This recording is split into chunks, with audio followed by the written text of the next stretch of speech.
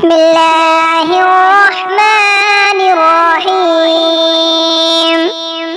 اللهم صل على سيدنا محمد وعلى آل سيدنا محمد صلاة تنجينا بها من جميع الأهوال والآفات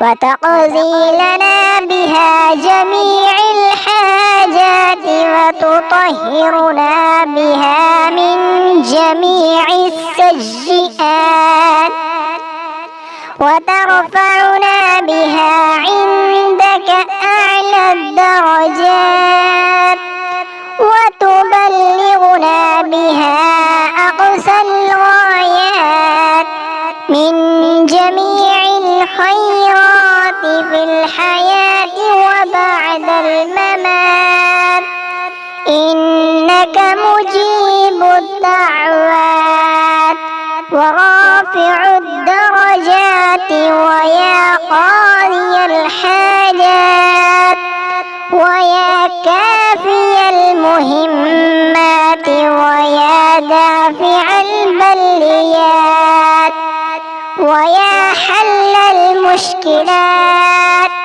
أغثني يا إلهي، إنك على كل شيء قدير.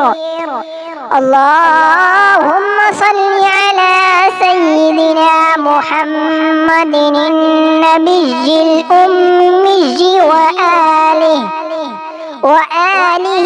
وبارك وسلم.